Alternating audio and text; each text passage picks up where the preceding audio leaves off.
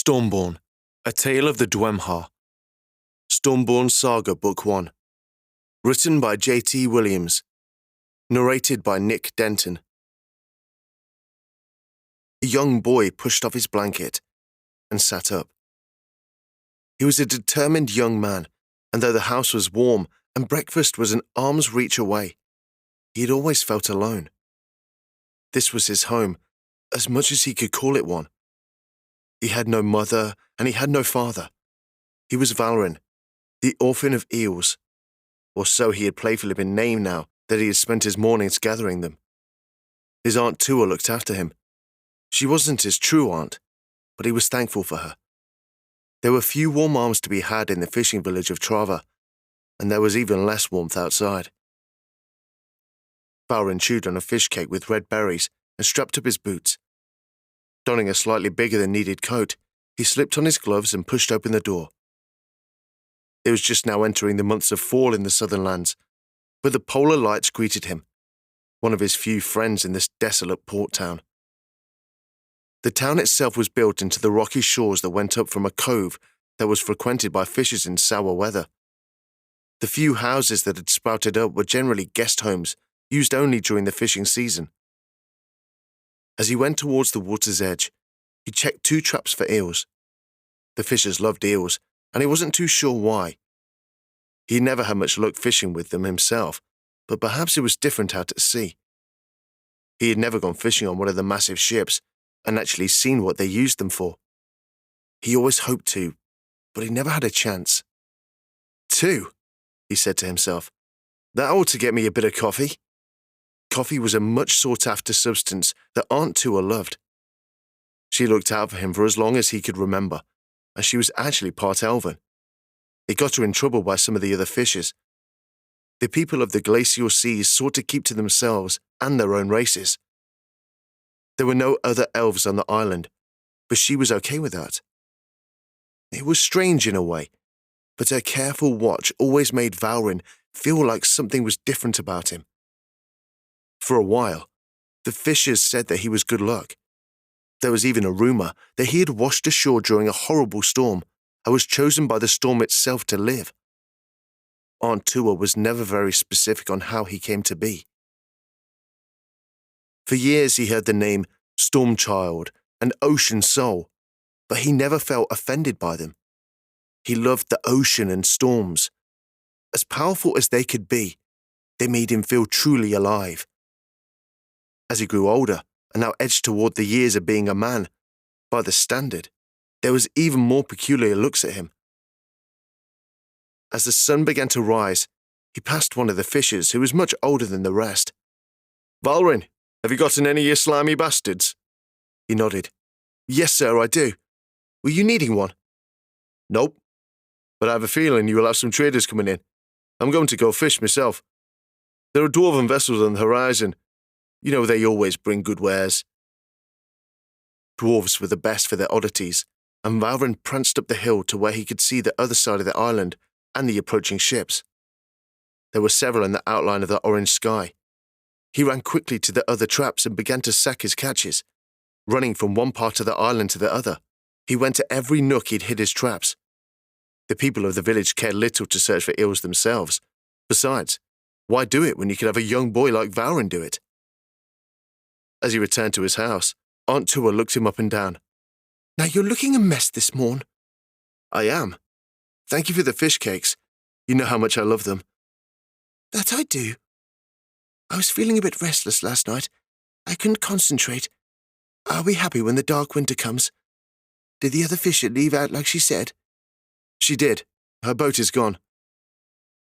For the past few weeks, Valrin had spent his days with an elven minstrel fisher named Evia. It was a strange combination. A minstrel fisher, and she was a rare sight. A woman of younger years, and one who took a liking to Valrin. Vals, she would say, you mustn't worry about what others do, unless it is their actions that cause harm. Then you must deal with them. Valrin remembered this and kept it in his mind. He'd heard many sayings of the wise, but this one made sense to him more than any. He'd seen many misgivings in the port. He'd even seen men killed over money. There was much evil in the world, and he could only do so much to not be saddened by it. Though Aunt Tua had rather he waited until they'd settled in, it was clear the dwarven vessel he had seen at sunrise was approaching the wooden docks. He quickly carried his simple creatures to see what the dwarves would trade. He knew Aunt Tua wouldn't mind. She stayed indoors during the day and always told him she loved the night, and though it was strange to many, he understood it.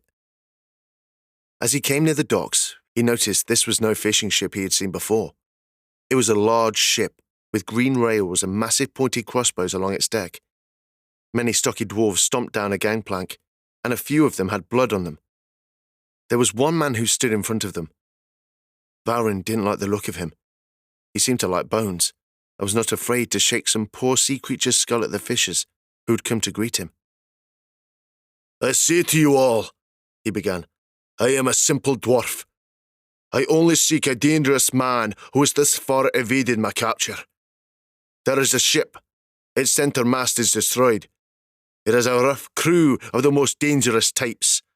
Elves, men, a woman who casts magic from her hands. We need your help. If you see this ship, if it makes port, with great care, simply cast the contents of this bag in the fire." He handed the bag to one of the fishers. "I will personally pay the entire island a sum of 1,000 pieces of gold and supplies to last the winter tenfold for the capture of this crew." "Tenfold?" the man taking the sack asked. "What could a crew do so much as to be worth this kind of reward?" "Do not worry of it," the dwarf said. "Just know that their captain is dangerous, and none of them can be trusted. I had some of me own betray me to him, and I would like to deal with the deserters." The dwarf smiled, and the others with him laughed as they went back to their ships. Valrin dropped his bag. The dwarves were already leaving. The men talked amongst themselves for the vast reward they had been offered. Whoever these wanted people were, they would not be wanted for long. Valrin was down for the rest of the day. The dwarves, though of a fleet of many ships, were not interested in trade, and it seemed no other ships would come in. Valrin sat on a bluff overlooking the harbour as the sunset began to fall. I know where the wind does blow, over icy waters blue, forever wandering the depths of a sailor's life I wish I knew. Sunrise high and across the sky, sun sinks low and starlight shines. A long night, winter cold and dark, the polar lights of godly signs. Ever a night I think and wish for my parents to come from the sea. Take me back and teach me why I only remember a stormy sky." Valrin closed his eyes and lay back. He looked up at the sky and thought of the island he had called home for so long. The winds blew over him, and he took a deep breath. He then heard something that seemed frantic in nature. He looked up to see that a ship was coming into the harbour, but not very quickly at all. It had red sails, and the centre mast was broken down the middle. Men used rows to move the ship onto the shore. As night began to fall, and the sun was just leaving the sky, Valrin jumped up and ran down the bluff to the shoreline. He wondered if this was the ship, the vessel the dwarves searched for. He was one of many who were now on the shore. There were several crew members looking out, and several more looking behind them. A tall man jumped ashore and immediately put his hands up to the rather rowdy group of islanders. "I am Edanos of the free vessel Truest Bliss. We come with no arms drawn, seeking peace." One of the fishers stepped forward. Valrin knew him as Gunnar. In his hand was the sack given to them by the dwarf from before. "We had heard of a ship. Dwarves are looking for you." The crew of the Truest Bliss seemed to become disgruntled. There was a shorter man next to Edanos who whispered up to him. A woman stood to his right and pointed to the tree line, and Edanos looked and seemed to nod in agreement. "People of the Isle, I do not have the fortune of the dwarven captain, nor do I seek to buy your loyalty. I have a small supply of grain for payment to take one of your tall trees on the bluffs. We will need no assistance in harvesting it, and by morning or sooner, we will be gone." Gunnar drew a small blade, as did other fishers, while a vast majority lifted up an arrangement of spiked hose and even a gigging stick. "You will not be going anywhere. You will be staying here, and we will have a happy winter, courtesy of a dwarf's reward." The many crew aboard the ship drew back longbows. Valrin noticed they were elves. The shorter man grasped a hammer. "Is he a dwarf?" Valrin wondered. He didn't seem to have an issue with this captain. The woman beside Adanos lifted her hands, and a blast of fire landed just before Gunnar. "We may be kind," Adanos said, "but do not threaten my crew, fisher." "Bray, send the man to the afterlife," the shorter man said. "Archers, prepare to release." About that moment, Aunt Tua pushed her way through the crowd. "What kind of nonsense is happening here?" she asked. Gunnar pointed. "These are wanted men, and a good reward is wanted for their heads." "And how is a wee man like you going to get that reward with several elven arrows in your chest, not to mention that warhammer?" She turned to the captain. "Your crew is welcome to my house, and ignore these rascals. They are only here for a season. It's just me and the boy Valrin here all the time." Valrin joined her, and Adanos signaled his crew to stand down. Those fishers gathered seemed to do the same, except for Gunnar. Adanos went to Aunt Tua and bowed. "Thank you. I assure you we will only be here for as long as necessary." The fishers all went their way as the bulk of the ship's crew disembarked. Gunnar shook his head, obviously disgruntled for having lost his support. He too sank away. Valrin watched as many elves stood on different parts of the ship. They were tirelessly watching the opening of the cove. As a large group of the crew, including the one called Bray and the dwarf, went to harvest the tree, the captain was beckoned to Aunt Tua's house. Valrin was amazed by the man. He had no hair on his face, a strange fact for those of the glacial seas. He wore a dark tunic with metal brooches and a curved sword. "Mr. Adanos, will you sit and have some tea? I have a large stew I've been cooking and a store of dried meat. If it is not enough for your crew, my apologies. I didn't expect such an arrival this time of year." "Your kindness is almost overbearing. I will gladly accept, and thank you for your words against the men outside." She smiled. "They are too simple-minded to even be called men. They are pigs, in truth, and I'm happy when they leave. You have an attractive woman with you. I'd say watch her." Adonis laughed. "Bray can well take care of herself in an unscrupulous crowd, I promise." As Valrin stared at the captain, he looked away as he was noticed by Adonis's careful eyes. "Do you live here, son?" "I do." "Your father a fisher?" "I do not know him. My father and mother were lost to me. I came here in a storm." Aunt Tua seemed to look at Adonis as he nodded and centered his gaze. "A boy of the storm. There are legends of such boys and girls, at least among the seafaring folk. A lost race of long ago, before the seas covered these lands, who is said to bless the realm with certain souls who would be born of storms, who would have access to the old knowledge. They actually created souls. Can you believe it?" Valrin nodded, but he wasn't actually sure he believed it. "I have spent much time on the many seas of our lands, but these seas called to me. There is something to be upon these waters with the story I just told you. I, too, have no parents to call my own, but the sea has been good to me. I have great friends, and we do what we can to help those in need. These pirates are the worst kind. They may promise riches, but they will take over your island. You will be taken care of, but only as slaves." "A bit rough for a young boy to hear," Aunt Tua said. "True, but this world is rough. A world full of the coddled is a world in chaos. I find it is better to accept truth as it is." There was a knock at the door, and Adonis jumped, his hand to the hilt of his blade. Aunt Tua opened the door, and in stepped the short man. "Looking for our captain?" a man said. "Come on in," she told him. "He is here." As he stepped into the house, followed by the woman, Aunt Tua beckoned them to sit as well. "The wood is in place," Bray said. It will hold until we can get it to a proper shipwright, but we should avoid any run-ins until we have a proper job done. Aye, the short man said, and storms, or we'll be fishing our sails out of the seas. Pray, Rotho, this young man is Valrin of the seas. Another? Asked Rotho. Antua seemed to be more disgruntled, but Valrin wasn't sure if that was exactly the emotion. She was suddenly more distant than before. Yes, Adonis confirmed. One like me, one destined for the water. As it was now clear to the others that Aunt Tua was upset, Bray stood to help her serve the food. Thank you, Mom, for the hospitality. The fish is attending to our crewmen. It seems your words have caused a change of heart from the others here. Yes, she said plainly.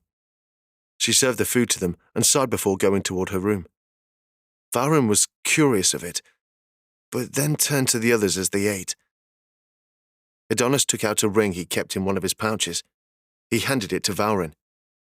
Have you seen one of these? Valrin shook his head. The ring had a brilliant speckled white glow in the center of a blue field. It allows you to go under the surface of the water, but not drown. It is only usable by some.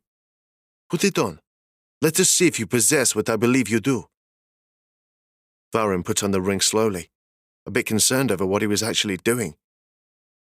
As the metal rested on his finger, it began to glow slightly. Adonis smiled. We are brothers of the same world, Valrin. I am happy we have met. It was at that moment that Aunt Tua emerged from her room. She had a single silver chain piece of jewelry in hand. She handed it to Valrin with tears in her eyes. He was confused. He had never seen her so upset, and he was worried of why. As the fire glowed behind her, she sat down at the table. I knew at some point the truth would be known, but I did not know it was now. Adonis sat up in his chair. You have only been with me for just over 12 years, but when you came here, I was already older than you may believe. I came to the north for the darkness. I was infected some time ago with a kind of curse that while I received a potential cure, it did not remove my sensitivity to the harsh sun.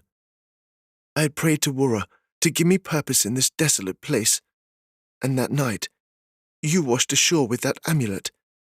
I took up my guard of you. I accepted my curse and remained here, watchful. I had a purpose, and I rid myself of my cure to assure I could protect you. She gave him the amulet. I not know what it is, but I do not believe in coincidence. Not anymore, at least. Perhaps this man can tell you more of it. I have a feeling about him. Adonis leaned in, looking at the amulet in Valrin's hand. He touched it with his hand, and then nodded, looking at the boy. This is special. Something that's a sign of... A hurried knock on the door cut off the captain's words. He stood up as Bray made it to the door before anyone else. It was one of the elves. Captain, the men are all sick. They put something in our food. Those within the house stumbled out. Valrin immediately noticed that many of the crew were lying on the ground, grabbing their stomachs. It also seemed that other members of the crew had not eaten, and angrily held their weapons out at the fishers. It was then Valrin looked up to the bluffs. The other fishers had lit a large fire, and a white, glowing plume filled the sky over the island. It's a signal, Rotho said. They're signaling the fleet. Then we must go, Adonis ordered. Valrin and Aunt Tua stood back as the three sailors moved toward their crew on the ground. Gunnar stood between them and the sickened crew members. A large group of dwarves came from the ship. We see your old master coming this way. Quickly, we must go now. Adonis drew his curved blade, holding it towards Gunnar. I only kill when I must, and this is looking to be a situation that doesn't fare well for you, fisher. Valrin noticed several ships on the edge of the cove, making a slow but deliberate approach. From what he could see in the moonlight, none of these looked exactly like the ship that had been seen here before. Stay, Valrin, Aunt Tua told him. She began to walk at a hastened pace toward the confrontation between the crew of the Truest Bliss and the fishers. He followed behind, though kept back far enough to hopefully not alert his aunt. You can strike me, Captain, Gunnar said, but I assure you, You will die by the hands of one of the many on this island. Aunt Tua walked up to Gunnar and pushed him in the chest. You've had good catches this year. The gods have blessed you, and this is how you repay them, by selling out a crew who has not shown any violence to you. Gunnar pushed her back and pointed at her face. You inbred elf, why don't you act normal for once in your life? I should have waited until morning. I wouldn't have to see your scarred face, you filthy bitch. I know who else spends their nights up, but you're not even an ounce as attractive as a harbour wench from a few islands over. You're old, washed out and weak. Gunnar kicked her in the stomach, and she fell to the ground. He spat on her, and then Valrin noticed she was up to her feet in a flash, to the utter surprise of the fisher. You not know who you speak to, human? She yelled. It was that moment when from the darkness of the bluff came several figures. Adonis looked up. Rugarg, he said to the others. As the figures approached, the captain from before, Rugarg, was clapping. Very good, very good. I knew that they would come here. I had hoped to get at least some sleep, but we were never too far away. Rugarg went to Gunnar and handed him a bag of silver. A payment on a promise to be had in time. You've done well for your island. It will now be a port of the dwarven lord of Barbs. All upon the island and the waters surrounding it, and now under the protection of his majesty, and all property here is now his. A sudden grumbling roar came from the other fishers. Keep calm, he said. He then walked towards Adonis, lifting his axe up as he did. Come quickly, you sea wretch. I have enough men to take 3 dwarves and 10 Russes. I can take you alone. Rugarg then looked down at Valrin. His eyes widened, and he stepped past Aunt Tua. He pointed a chubby finger at him. A Stormborn, here. This amulet is what we need. Come here, boy. Valrin stumbled backward and began to run, just to have Rugarg grab him. He began to scream, kicking and punching, before taking aim with his fingers and digging into the dwarf's eye. Rugarg threw him onto the ground and cursed. Damn boy! He lifted his axe up to strike, when Aunt Tua suddenly jumped over Valrin, grabbing the axe, and her face turned white. She let out a blood-curdling scream. Her mouth elongated, and sharp fangs glistened in the moonlight. Vampiric bitch! He punched her in the face, dropping his axe and driving a jagged dagger into her throat. Aunt Tua! Valrin cried. A blast of magic struck the ground near them, and Valrin felt a hand grab him. He looked up at the deck of the Truest Bliss. Elven archers fired into pursuing dwarves as he was carried up the gangplank. Valrin was tossed onto the deck of the ship by Adonis, who then shouted to the crew, Cast off, we must go now! Bray stood on the plank, helping the few of the crew who could still walk, and pulling another who had just happened to be on the ground right near her. They're killing the others, Rotho said, tossing 2 more of the crewmen on the deck. We have to raise the sails. The other vessels are upon us, Adonis said. Bray began to pull up the plank to the ground, when several dwarves came upon her. Valrin watched from the railings as she reached out. A blast of fire throwing one back. Another slammed his axe just over her head, and she turned, attempting to pull herself on deck. One of them grabbed her leg, and in a shrieking flash, Aunt Tua was upon them. Her face was covered in blood, and her body had multiple stab wounds. Aunt! He cried out, but she turned her attention to the other dwarves. Rotho then pulled Bray up, and then the gangplank, as the ship began to lurch forward. Valrin, stay down, Adonis ordered. A series of bolts flew across the deck, and he fell to his stomach, crawling away from the fire that took many elves and men off the deck of the Truest Bliss. He had thought of sailing many times, but he never imagined it as this. From his spot behind a stack of crates, he saw the massive ships on either side of them. Bray ran along the edge of the ship, casting bolts of lightning from her fingertips as ropes with claws came along the railings of the ship. Men cut them down and slashed at dwarves who attempted to board them. A loud and harsh horn called from the 2 ships, and several more dwarves came in the waves upon the deck. Adonis, who had been at the helm of the ship, dropped down to the deck level and began fighting the intruders. In several swathes and parries of his sword, he forced his way along one side, cutting the hold the ship on their right had, before turning to the one on the left. Kill them! Valrin heard shouted from the shore. Kill them all, except Adonis! The wind seemed to increase. The sails of the ship lifted up, and they broke away from the one ship. However, the other ship was still boarding them. "Their sails!" Roldo shouted. "Take out their sails, Bray!" The Russes shot a blast of fire toward the other ship, catching one sail aflame before another crossbow bolt flew into the side of the ship. Valrin stood up, seeing the tensed rope in the ship. It was just out of range of sword, and it seemed the Russes was now engaged with two other dwarves. Valrin saw a large spear. He grabbed it and ran to the edge, stabbing the rope, attempting to fray it and break the hold the ship had on them. Smaller bolts began to fly toward him, striking the wood around his head. Dwarves on the ship saw him, and they had no issue with killing someone as young as Val's, especially aboard this ship. As a massive crank on the ship began to pull the truest bliss into a fatal position, a screech split the air, and Aunt Tua appeared on the deck of the opposing ship. She tore apart the mechanisms and slashed her claw hands into the dwarves who faced her. She then jumped onto the rope holding them in place and bit the line. The rope dropped as she jumped back to the edge of the dwarven vessel. Several axe heads cut into her head, and she fell into the water. Valrin began to cry.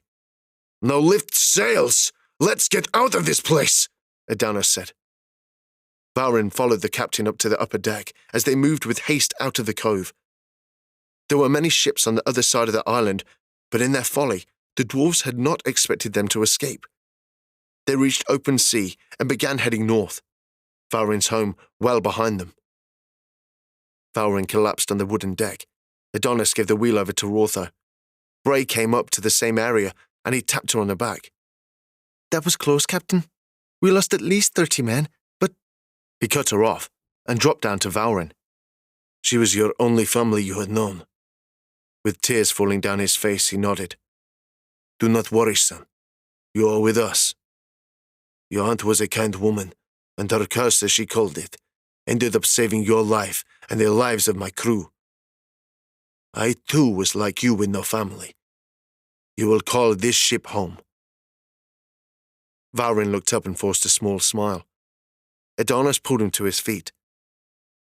"You need rest, and this ship is far from danger.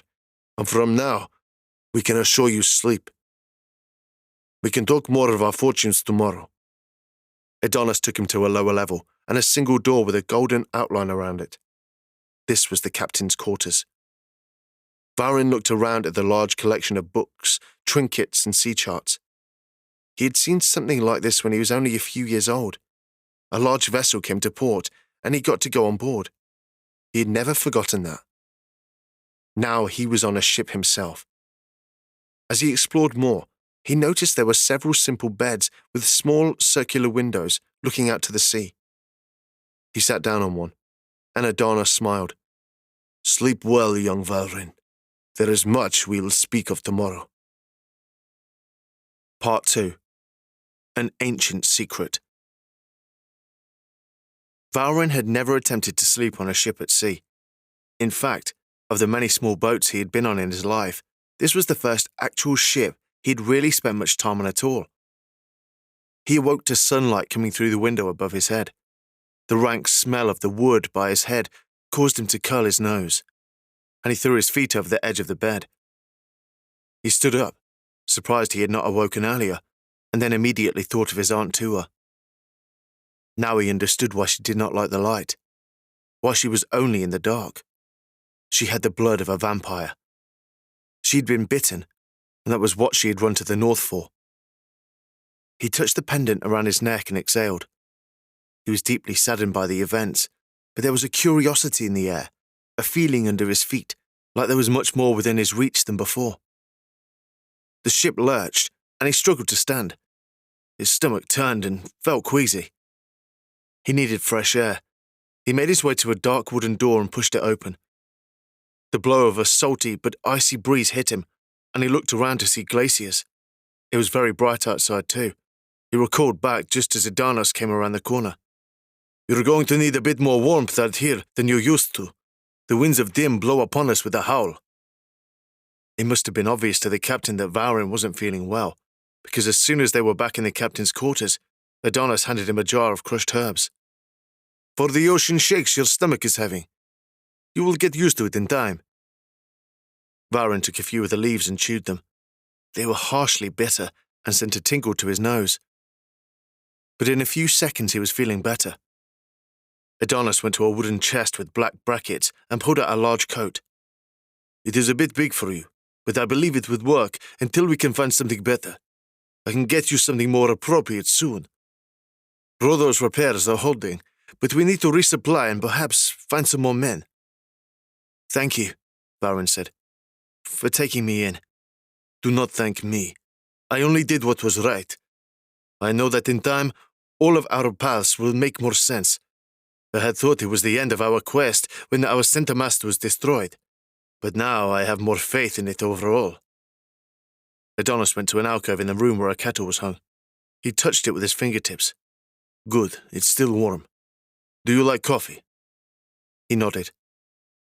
After serving 2 cups of the black brew, Adonis sat down with him. "What questions do you have for me?" he asked. Valrin couldn't think of any questions on the fly. He stared at the captain who drank his coffee and simply waited. He didn't feel rushed. He didn't even feel nervous. This was the first stranger he'd felt completely calm with in his entire life. He took a sip of his coffee. It was a bit bitter, but still good. He looked down at the pendant around his neck. "Storm children, or Stormborn, you say you are one too?" I am. That necklace shows your ties to the sea and passage to a place that, well, you are lucky to be able to go." "So you have one too?" "I did, but it was taken from me when I was very young. You were lucky to be left on an island like you were. I was not so lucky. I ended up on an island of unscrupulous characters, and many just simply hoping I was worth something on the market. I spent time as a servant boy, if you can imagine it, and the only valuables I was left with were my hands. I had a few friends, if you could call them that. My necklace went to the king of the Barbs, the dwarf king Rugag spoke of. But he never knew what it was. Not yet, at least. So they know what it is. They could go to this place too." He nodded. "They can, but they cannot find it. There is an old secret, a weapon in both sight and words. It is a powerful object, and unlike any other, attained to children such as you and me. It is something that binds to your very life force. It becomes a part of you. I have never seen it, but I know of it." Valrin laughed. "It sounds like some spiritual thing." "Yes, something like that, I guess. In the end, my goal has always been to get my jewel back. I've traveled over many waters, and for many nights stared at the stars looking for my purpose. I have found it, and we go to a town where there is someone who can help us." Adonis stood up. "Was there anything else you wanted? You are on a ship for the first time. Do you want to see the rest of the ship? Perhaps climb to the crow's nest and see the view?" Valrin finished his coffee and thought of Adonis's question. He knew what he wanted to do, but he wondered if it was too soon or too forward. It wasn't something the captain had suggested. He stood up and decided if it was possible. "Can I steer the ship?" The captain smiled. "I would like nothing better." They exited the captain's quarters, and Valrin looked out across the ocean as they ascended the stairwell to the upper deck. The sea was vast and empty, a light blue in all directions, with a bright sun that was floating lower in the sky. Rodo had the helm of the ship and gave it up to Adonis as he approached. "Valrin, come here." He went up to the wheel and placed his hands on the wood. "A ship should be a part of you," Adonis began. "When you feel the rock of the waves and your weight shift from one boot to the next, you enjoy it and imagine the ship as your body and your body upon the sea itself. When you change course, it should feel as if you are simply moving over the surface with ease." Valrin could feel the tug of the rudder, and then shifted the wheel to his left, sending the ship to his right in a lunge. "Easy," Adonis told him. "Keep it straight for now." He shifted the ship back the other way, and this time did it with grace. "Good," Adonis said. He looked down at the crew moving on the deck below Some worked on ropes, others sharpened spears and swords, while watchers looked out from the deck for other ships. He then looked up into the sails. They were a mix of patchwork in different colours. The masts had marks from flames, and even a few arrows stuck in parts of the rope. A flag was at the very top of the masts. It was a dark blue, with no adornments. "We fly the flag that is the colour of our life-giving force. By our, I mean we. As Stormborn, our ocean is our life. We come from it, and we will, in time, return to it." Bray, the Russisk woman, joined them now. She came from below decks and held a bag of tobacco. "We are running out," she said. She began to scrape out a black pipe before packing the bowl and lighting it with a small fire stick from a brazier at the aft of the ship. "We will get more," said Adanos. "You take us north? Where might we go to get something like that?" "Mera," he told her. She looked at him in surprise that even Valrin noticed as he glanced back. "Then you told them? You mean to go through with it?" "We did not survive the night before to pass on this chance. He knows of the secret. He is excited about it." Walther now took out his own pipe. He packed it and began to smoke almost as quickly as he grabbed the pipe. "My kin will figure out what we're up to. Before we gathered the migrating humpback whales, and now we abruptly go north. He knows you have the amulet. I do not have the amulet. The boy does. I will not take from him what is not mine." "Do you know what power it could give you?" Bray asked. "No, I do not. Neither do you, nor do you know exactly what will happen before we can get there. We go to Mera and speak with one who can guide us. I know this isn't exactly what we planned, but I need to face that I may never get my own back. The boy came to our lives by the will of the gods. We will not spit upon their workings." Valrin continued to hold the wheel. It was obvious that the two main crew members of the captain were a bit perturbed by his decision involving himself. He didn't understand why, but for now, he knew it wasn't his place. Though she was a bit abrasive, Bray offered to take him below deck. Walther took the wheel again, and Adonis was to retire to his cabin for some time. He followed her across the deck and into the belly of the ship. The crew area was tight quarters compared to that where Valrin had slept. "Our crew changes frequently. Normally lawbreakers, or some just trying to get away from their problems. We even have dwarves of Rugarg. They were left on an island to freeze to death, and while I was okay with it, Adanos seems not to be able to do what is needed." "Isn't it good that he helped them?" Valrin asked. She laughed uncomfortably. "You are young, innocent in the world.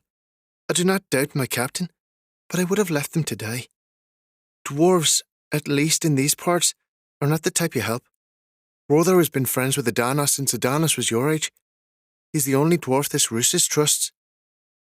"What about you? How did you join the crew?" "I was rescued by him from a southern vessel that came to attempt to find exotic slaves. You can't believe it. Even Rugarg's fleet helped Adanos in the efforts to protect the northern waters. I was very young, and the only memory I have is of men wearing red garbs shouting and dying around me. Adanos pulled me from a cell and said I did not need to fear. That was 12 years ago." "So how old are you?" She laughed. "Old enough to tell you that you're asking too many questions now." She led him to another area of the ship, walking past many stores of food to an area with an assortment of bladed weapons. "They may not like it, but you need one. Pick something out. Make sure it feels good in your hand." He looked over the many curved and straight blades of varying lengths. He picked up a sword but found himself unable to lift it. He pushed it back on its side. Then he took up an axe in his hand, but it felt too sloppy. "I don't know. What would you pick?" The woman opened her hand, and a small ball of fire illuminated the room. "I don't need no bladed weapon, but pick one you can at least use, and don't be tired after the second swing."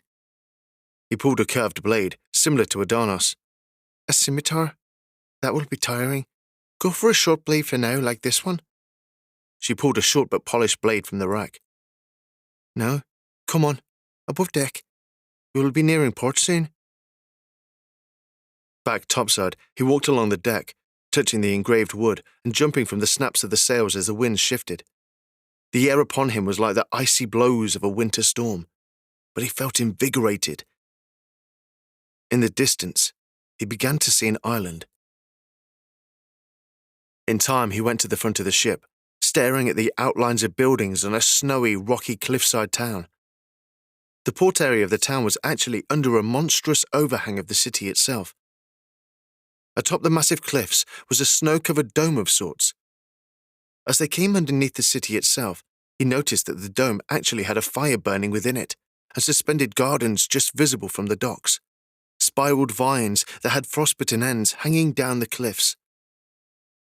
"A wonder of our world," Adonis told him. "Mera grows food for the many regions of the glacial seas. It is a place of both wonder and corruption. But it is a free city and not under the influence of Rugog's types.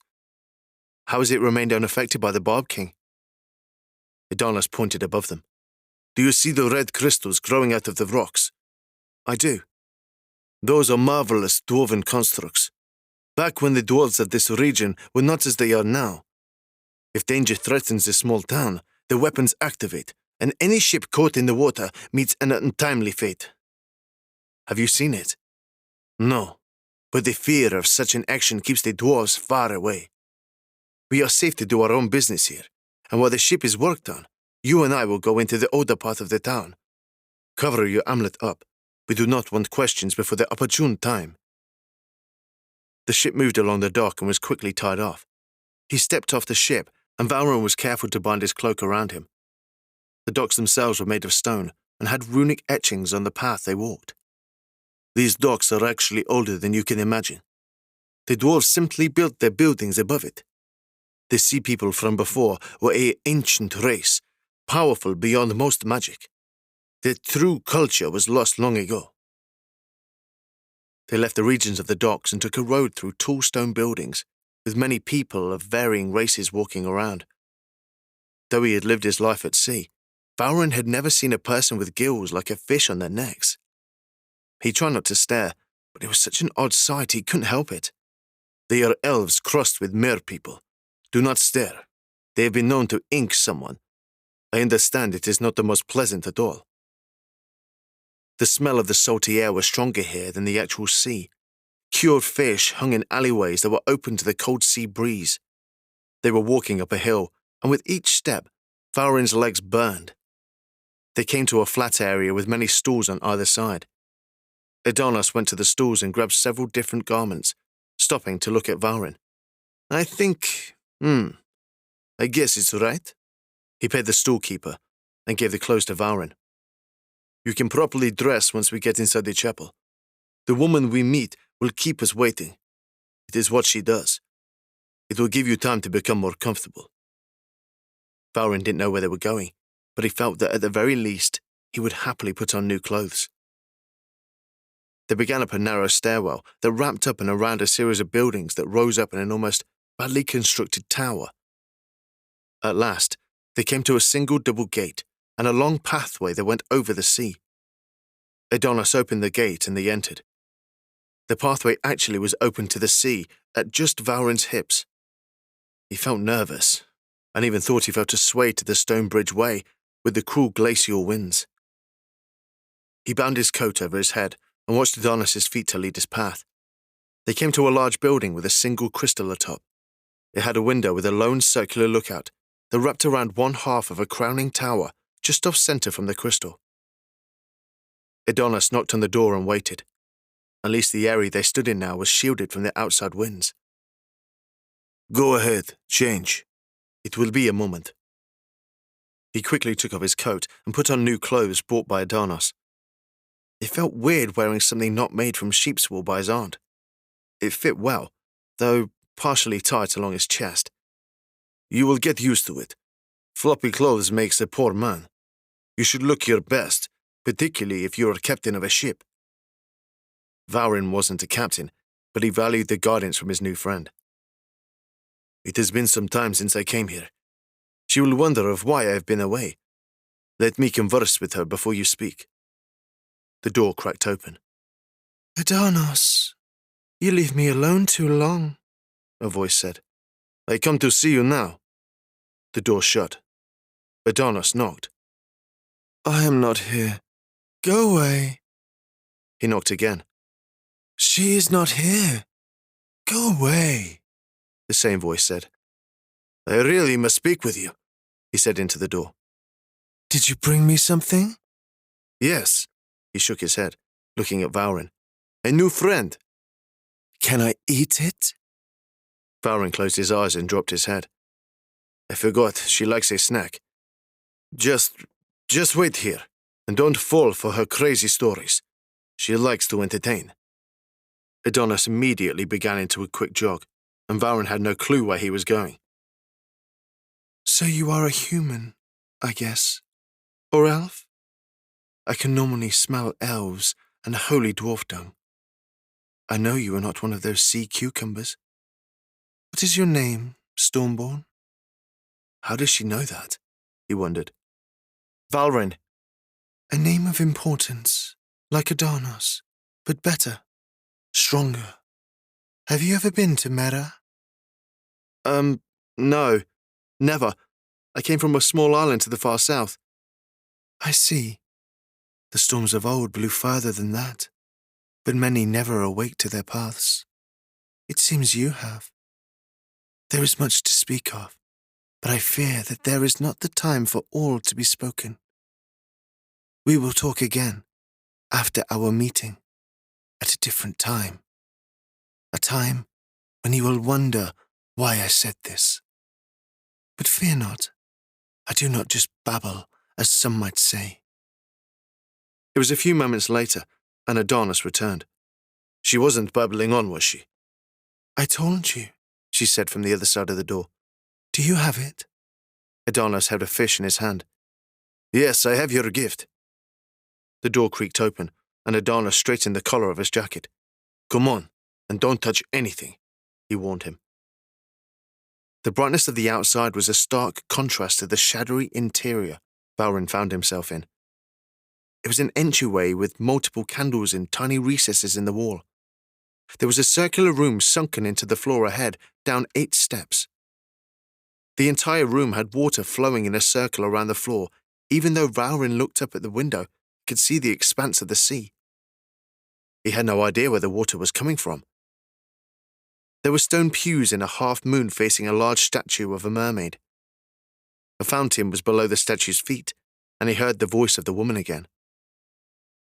Feel the power of the storm child, together, interwoven, in fate and action, to seek out the one place that both desire for their destined fates so long ago foretold. Do you intend to game, or will you show the boy your face? Testy human, we of the merfolk do as we want. Fish, now. You are not a mermaid, he said plainly, tossing the fish into the water. There was a soft laugh through the halls, and the sounds of water rushing to and fro around the room. Valrin noticed the water flowed without sense, moving up and around the room and then back down to the pool before the statue. At last, the water all moved toward the statue, moving up its form and then sticking to the stone itself. The stone seemed to come alive for a moment, its eyes glowing brightly, and then a watery figure stepped into the pool. The fish turned to blood and was absorbed by the entity. Valrin reached out, and Adonis slapped his hand. Do not touch the messenger of the gods. Let the messenger decide of whom can touch her, the watery form said. The hand reaching out was just as Valrin's, except there was no bone or flesh, just water. He had retracted his hand, but now he took a beckoning and touched her. Of the sea, of the streams, of all that is and was and will be, water, giver, and taker of life in equality of life and death. I am the shroud between this world and the next, and the giver of the words of Mirdas to his followers. Mirdas, the god of the seas. He had heard the name before. Aunt Tua had a book about the gods of the north, and he remembered that image. Yes, young Valrin, the great Mirdas, he who as water has taken many forms. Are you really he? Valrin asked. The vibration of the water seemed to change and move quickly. The figure laughed. I am not. But I do like your questioning. I am a sprite of the temple grounds. None come here. None come from the city named after the Great One. So many are lost. The figure turned and pointed to Adonis. I sense it upon him. You bring him to claim the birthrights of all storm children. The dwarves threaten the seas. They attack the free peoples. They bring war and bloodshed to the waters. It was by the will of the gods that I found this boy, and he is headstrong and capable. He has a heart about him, and that is needed to bring peace to these waters. There will be no peace in these waters, but there will be a change. It was foretold, and in time will come to pass. The storm children must prepare, and be ever watchful of that. The sprite moved back to the pool before the statue. There is a power in the glacial seas. These were once high holy lands of the sea peoples of old. Before they were known as sea people. Their power is still in the lands, but it is hidden. There is magic here, untouched by the dread of the old gods of the south. There is purity, but there is also great evil contained throughout these vast, frigid waters. The line between the realms of the living and the realms of the gods blur within the depths both above and below the sea. Valrin of Trava, you are young, and know not of this world, but beneath your shirt I sense your offering to the god of the sea, a binding contract to protect the waters of the vast seas, to guard the creatures of the ocean, and to contain an old magic within yourself. You are a Stormborn, one of very few chosen at the formation of your soul and body to take this charge. Do you wish to embrace the path of the god's servant? Valrin wasn't sure, and he looked to Adonis. Have you? He asked him. Alas, I could not. It is your choice alone, but know there is much to be done by the one who takes this charge. I cannot force you, but I believe you can, as a fellow Stormborn. I will do it, Valrin said. He finally felt a purpose. Finally something beyond eel traps and desolation. He would embrace what he was born to do, though he still did not fully understand what that was. The sprite receded into the pool, and there was a grinding sound beneath them. The stairwell they had walked down split in two, revealing a doorway. Valrin walked forward. Adonis followed him. I have never seen this place in all of the times I have come here. They went forward, and Valrin pushed open the door. There was a glowing room ahead. It was dark, but had a blue hue. As they walked into the dome-like structure, a voice spoke from the walls around them. Stormborn, you seek the path to your birthright. I tell you this alone. Follow the path north of Mera, through the many teeth of the jagged glaciers, and enter the fog realms, following the direction of moonrise. There, look for the whales and fish, and the shell horn that sounds at dawn. It is upon that place you will find a doorway with a single star. Present your token and pass through. It is there that you find what is yours. Complete your binding, and I take you into my house of protection, until it is decreed you are to be no more. A pedestal rose from the floor, a single crystal. This shall be your light in the fog realms. Only place it upon your ship, and the fogs will not hinder your progression. The room then went dark, and the doors behind them opened. Valrin took the crystal and turned to see Adonis on one knee. That was the voice of the One, the god, Merdas. He gives you his charge. I'm not sure where he wants us to go. Do not worry, Vals. I will get you there. Vals? I can say Valrin if you'd prefer. Vals works. Come now, boy.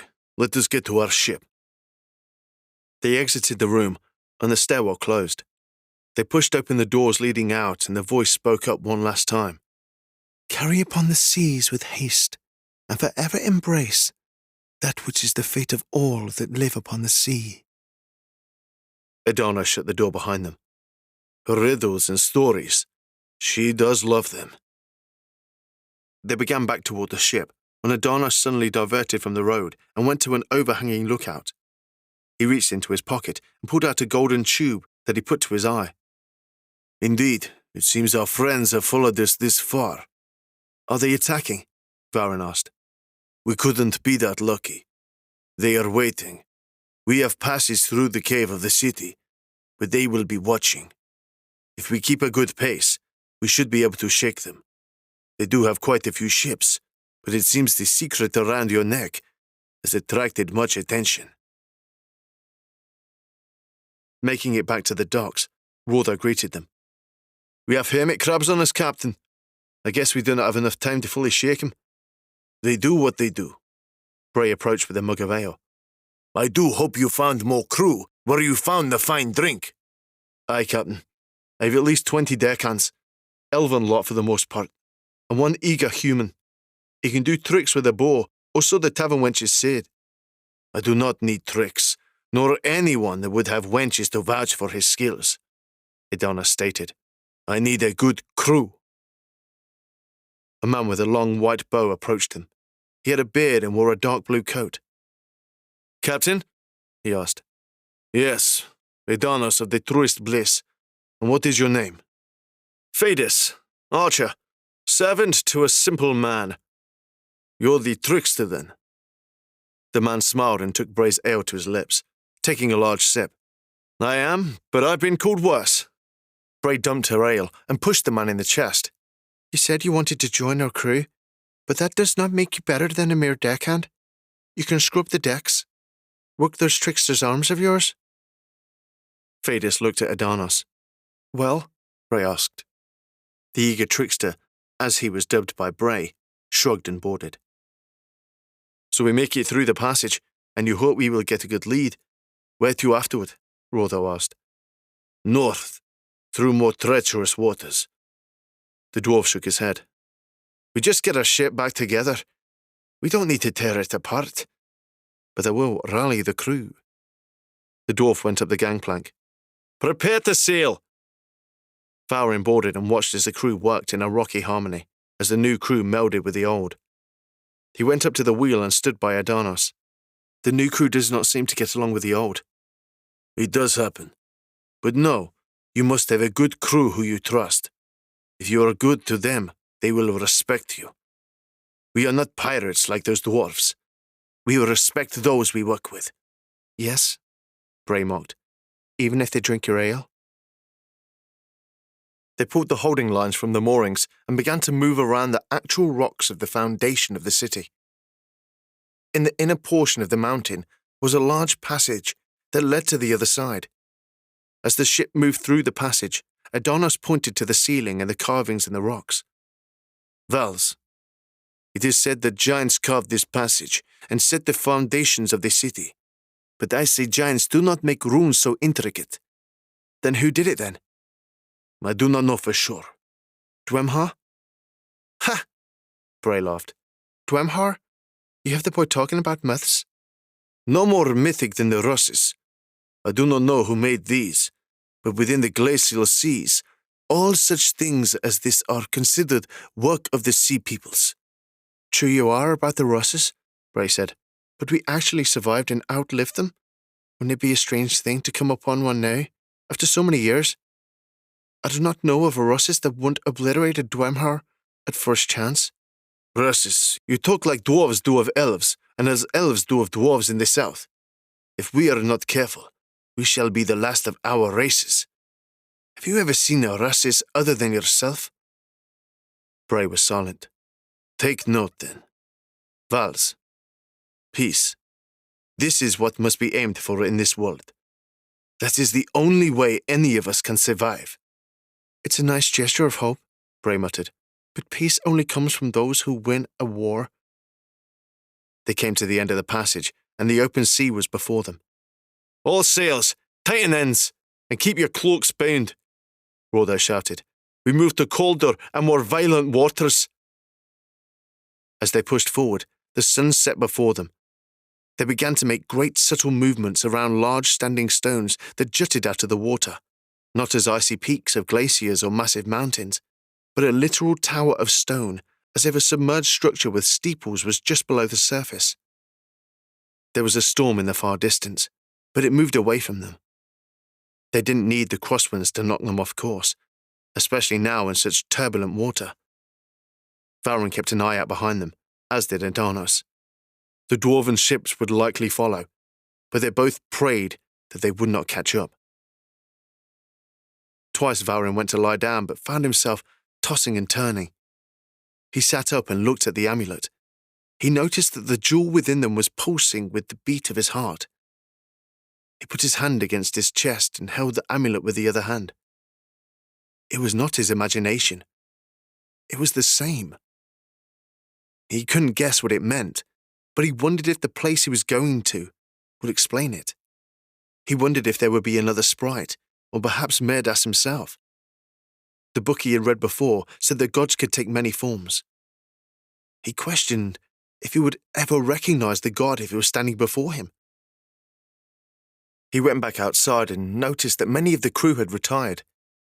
Adarnos was leaning on the back of the ship as Valrin approached him. "Look, Vals," he said, pointing to the sky. "Do you know the constellations?" "I know of some, but this time of the year, the first one Aunt Tua told me of is harder to see. I believe she called it Aether's Hand. She said it was an elven star pattern, praised for its assistance in enchanting." "Yes, you speak of a power constellation, and when combined with a full moon or a black moon, it increases magical properties by quite a bit. But that is not what is important upon the glacial seas. Look upon the horizon, Vals. Just above the crest of the world, you will see a large bright star. That is the sea snail. After that will come the sea horse. Once it is above us, you will have 4 to 6 hours until sunrise. Once the polar night begins, there are other ones, such as the penguin, that would correspond with mid-morning. This becomes more important during that time. The first time I had to deal with the unending night, I about went crazy, trying to align myself. I understand the path of the stars and the passage of time, but what is a penguin, Adarnos?" "Dear Vals, there is much I still need to teach you." Part 3. Sunrise. The night was well over them. The sign that Adarnos had told him to watch out for was now above the ship. He had seen seahorses only once, and now he could make them out in the grouping of stars floating over them. He'd gone to sleep for a while, but Adarnos had begun evading more of the towering stone structures, and massive glaciers drew up on either side of them. He couldn't sleep any more. Valrin stood by the wheel of the ship. "Vals, I insist," he said, offering him the wheel. "The best way to learn is sometimes by literally doing it when you have no choice." "But you're piloting the ship." Adarnos stepped away from the wheel. "No, I'm not." As the wheel spun and the ship began to move off course, Valrin gripped the wheel and looked forward, keeping the bow of the ship angled between the icy mountains. Though Adarnos could grab the wheel at any moment's notice, Valrin wasn't sure he would. He carefully maneuvered the vessel, a harrowing feat, considering this was only the second time he was at the helm. "You're a natural man of the sea. You will be a greater sailor than even I in time." As they maneuvered through the icy chasms, he began to hear a tune. At first, he thought it just the wind, but the longer he listened, he heard more of a song. "Shivering souls upon our sea, slicing, slashing, cut them free. Sirens' song so sweet, so soft, helped their souls to flee aloft. Bodies aching from lack of touch, let our hands take care of such.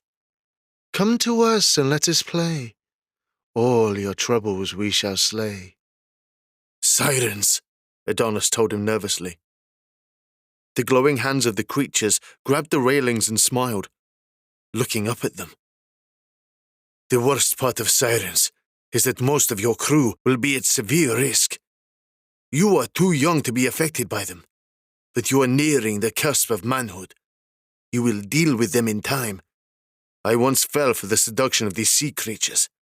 They maybe have mirrored us, but I still do not care for their sort.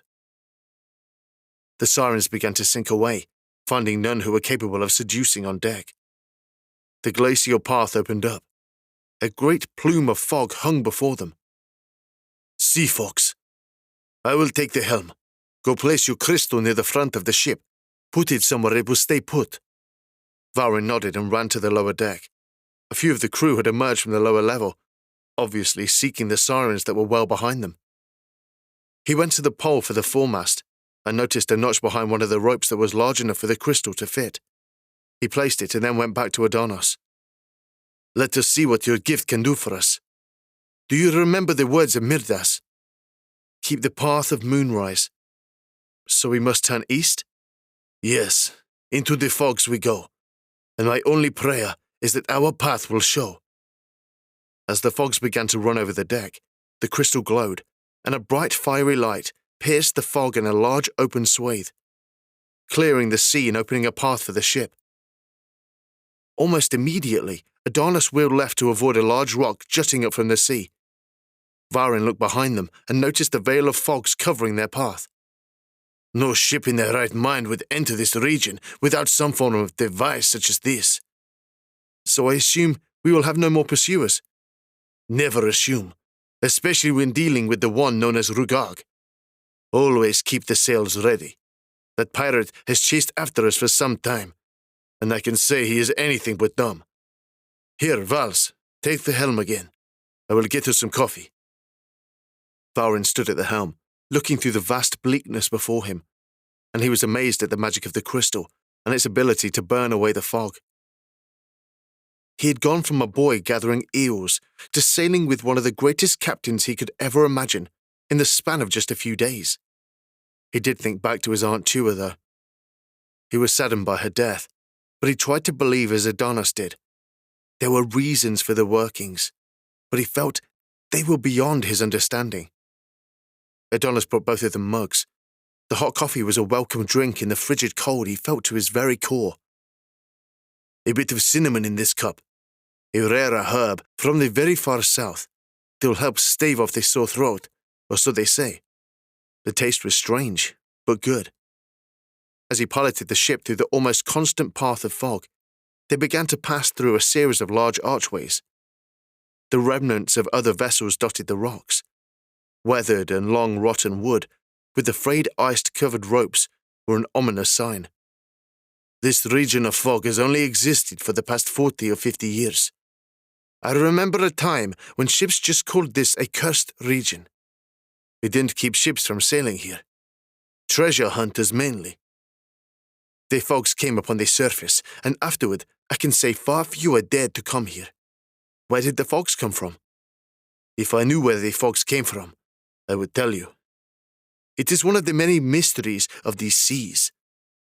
Perhaps one day you will discover it. I can never do what you do. I can barely guard the ship. I'm not even too sure I could get us back out from where we've come so far. Adonis smiled at him. Time is both your enemy and friend. It takes time to learn how to navigate the many oceans, but it also wears on your men. It takes time to develop cunning to deal with the many dangers of sailing, particularly where dwarves are concerned. But I'd say I've done it well. But that has taken time from what some may call a more normal life. Marriage, children. Do you find yourself wanting that? Sometimes. There was a silence between them. Valrin watched as wisps of fog rolled between them. There was a flash of lightning behind them, and Adonis looked down at him. I then remember that I am not of this world. I am a Stormborn. I am a man of the sea. In my travels of late, I have sunk a ship of the Barb King and rescued another like me. He nodded toward him. I am happy with the events so far. I have dreamed of many nights of going where we go. In the end, I hope it is worth it. They had been progressing through the fogs at a rapid rate. They were to sail until dawn and then look and listen for signs of a horn sounding and whales within the waters. The dawn sun was still some time off, but there was a glow in the sky. I do not know what this is, but the Lord of the Sea did not tell us of any such sign as this, Adonis told him. The truest bliss began to grind the sea bottom, and Adonis turned the wheel to the right, attempting to navigate the obstruction. The bow seemed to grind and churn, the current of the ocean pushing them back and forth and forcing the aft of the ship to slap against a rock. The crew rushed to the deck and grabbed large spears. They went to the side of the ship and drove the spear points into the rocky ice. The current shifted around them, and for the moment, they could not move away from the rocks. Valrin looked through a split in the rocks and noticed a glowing crystal. Bray wiped the sleep from her eyes and then looked at Adonis as she pointed. "A strange path, Captain? Did you mean us to come to here?" "No," he said, walking to where he could get a better view. Rother climbed up the pathway, nervously looking down to see what he could spot from afar. Fadir strung his bow and jumped onto the path. "Only the captain can order crew to leave the ship when we're at sea," Bray told him.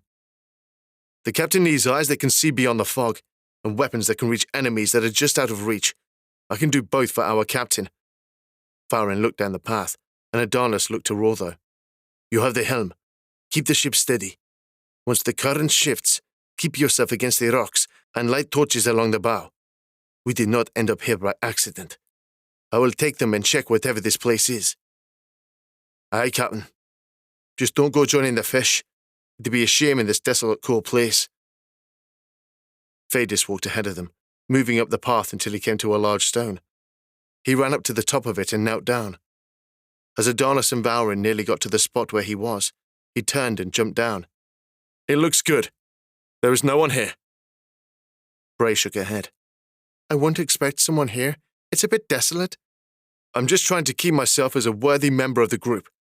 Besides, my eyes can see that no snow or ice has been disturbed along this path in some time. If you do not want further help from me." "We're just a few yards from the ship, so it is likely that no one will immediately attack us until we are further in. But thank you," Adonis said. Bray shook her head. There were many more glowing stones the further they went along the path. The road itself had dropped in to actually run slightly below the edges of a wall that came up to Valrin's chest. The road climbed up and through several swathes of ocean, breaking stone pillars.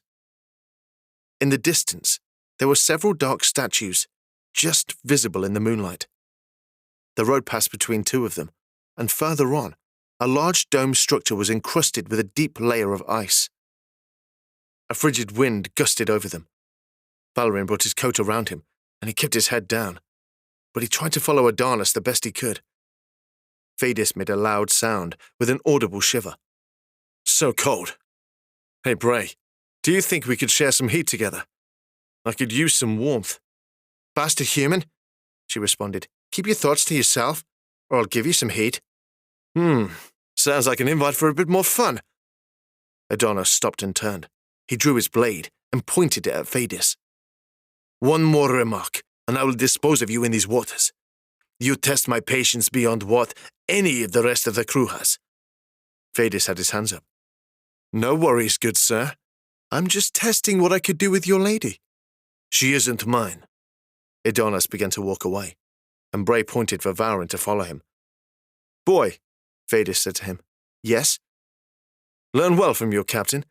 He has a moral resolve that is admirable, not claiming himself a woman and all. I'm just a bastard. I struggle the line of what is right and what is not so great.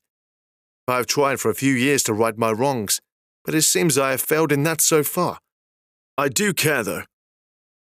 I hope you've learned from the recent interchanges between us all." Valrin ignored him. He thought about responding, but that would have just opened up another avenue of conversation, and his mind wasn't on actual talking.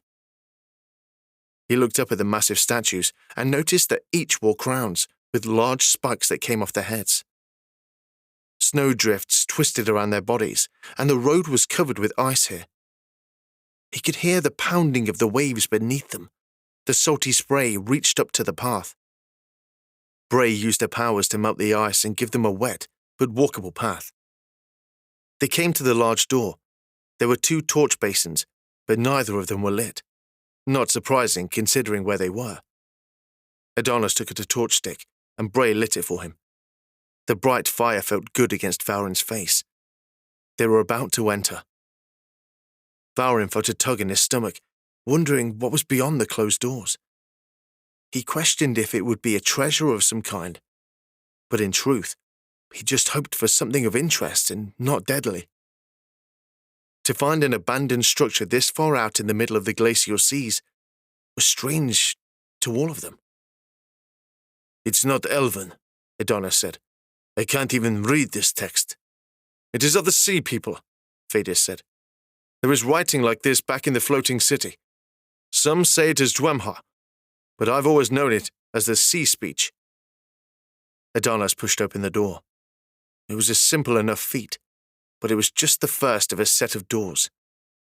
As they went to the second door, the first one simply flapped in the wind. The second door was a bit more difficult, but it too was forced open by Adonis and Fadis. As the archer stepped into the next room, he immediately notched an arrow and snaked his way to the right of the door. Adonis pointed his sword in front of him. He scanned the surroundings, and then Bray and Valrin followed. There were old bodies everywhere. Most of the bones were no more than dust, but a few still had shape. They did wear a silverish armor, but there were no markings on them. "What do you think killed them, Captain?" Bray asked. Adonis knelt at one of them, feeling along the bones. I do not know. These skeletons are so old I cannot even guess. Valrin walked away from them and thumbed through a book on the table. Enchanting, the book was titled. He glanced up at a large basin in the center of the room. He then saw a crystal underneath its edge and went to it. As he rubbed his finger on the edge of it, the crystal started glowing before a roaring fire came to life in the basin. Wow, Adonis said. A strange find indeed. The warmth from the fire was nice, and Valrin was so close that the last thing he wanted was to move away from it. But Fadis had noticed something, and so had Bray. A doorway that, unlike the other wooden doors, was not very dark, had appeared surrounded by torches. As Adonis approached it, the doorway opened, resulting in a lighted hallway with large glowing stones above their heads. "The strangest thing," Fadis said. Several tall figures appeared before them, and at first, there was a general shuffling of weapons. But the spectres did not seem to see them or care to interact with them. They began to walk down the passage. "Should we follow?" Bray asked. Adonis led them. It was a long passage overall, with no windows or drawings or anything to distract them from simply following their guides. There was another room here. This one had large ice-sheeted windows on the far half edge of the room. The ocean was visible here, with a ribbon of green polar lights observable just above it. "What is this place?" asked Bray. Adonis shook his head. Valrin looked to those around him, but it seemed they were as perplexed as he was. "I will have order in this assembly," a voice rang out. It was sudden, and the speaker materialized before them, but he was speaking away from them. The spectres they had seen before began to appear clearer than they had seen them. It was a large group of people. They were not elves or dwarves. They appeared as men, but wore strange tall headdresses that were weird geometrical shapes. Everything about them was alien to them. "We must flee this place. The war has come too close. The waters will flood the cities on lower ground," one of them said. "You think as the elves. We are above them, and we must act it," another said. The original speaker, who had called them to order, stretched out his hands. "It is written that we shall uphold ourselves with mindfulness when faced with tragedy. One cannot descend to panic, to simple pleasures of the flesh. We cannot lose faith in what energy we have put toward our minds. But, Master, the storms are getting closer. We cannot pray to the gods. They have abandoned us. We are here alone." "We are not alone, for we will always be a part of this place. Our spirits will live on, and our presence will become as the sea, forever. Our ancestors are within every rock of the mountains high. The world is but a step for us. The realm of the gods is within reach to us, if only we claim it. The original man who had called for them to flee now spoke again. We are without the ability to claim such a thing. We are without connection to our brethren. We will die here and become part of the sea. With storms, we shall be remembered. Thunder rolling across vast oceans. I've seen it. I've seen the future. Our world will fade away, and few of any who called themselves of our blood will ever know we existed. Lightning flashed outside the windows, and Valrin wasn't sure if it was real or if it was part of whatever vision they were witnessing. So be the end of this place. The sea that will be home to our guidance, and we will lock away our knowledge until the time is meant for it to be restored. We will no longer ascend as have others. I say to each of you, go upon the world at death and become part of it, waiting to give our knowledge to the ones marked by the stones. The god works in ways beyond us, but we have all dreamed of storms and children. It is a sign of what is to come. The group nodded to what their master said. In time, we will have a purpose. When this path is walked again, it will be that time. We shall help those who cannot help themselves. We will do the will of the gods, but I fear it will be a time of great sorrow for those whose path we guide. For our path is never one of ease. May the faith of the Dwemha always guide. The vision ceased and the room became dark again. What in the gods was that? Vadis asked.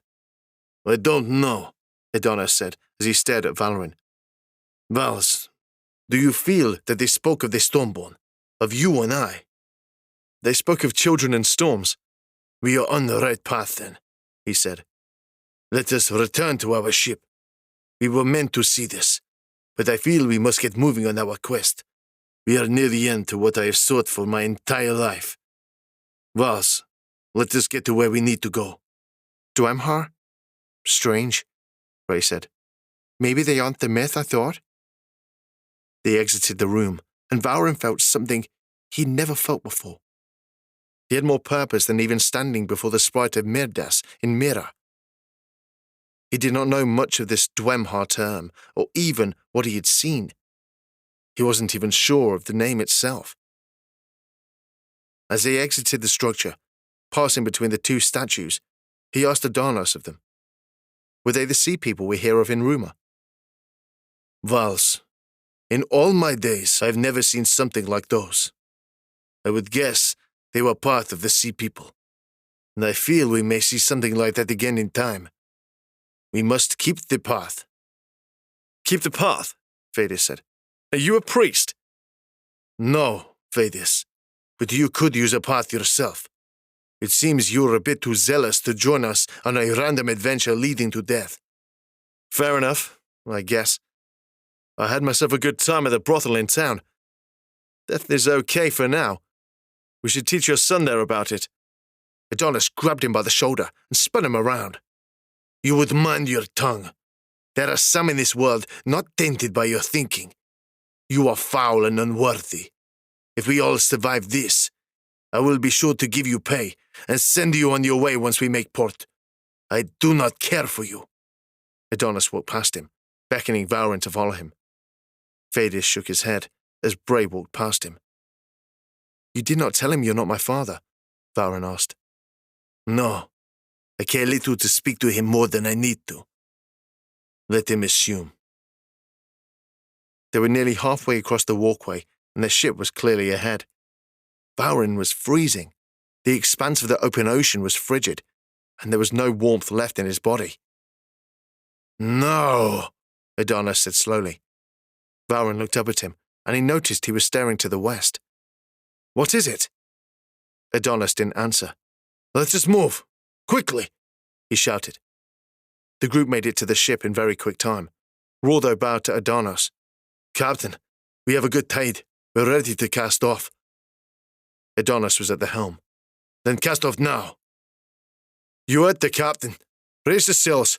Get them up. Quickly, quickly, Rordo ordered. Vadis went to have the crew as Bray and Valrin joined Adonis at the helm. What is it? Valrin asked. Dwarfs, behind us. Coming quickly. Bray and Valrin looked behind them, seeing flames just visible in the veil of the fogs. How could they navigate and find us? How could they know where we were? I have a guess, Adonis said.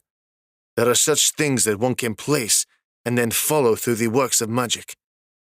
Not all aboard are crew who can be trusted, but it is too late to turn back now. Valrin could tell he was talking about Phaedus. He looked at the archer as he secured the sails. He wasn't sure what to make of him. They pulled away from the ruins and came to an open expanse of ocean. The dwarven ships were drawing closer, but still far behind them for the moment. There was a flat sea here.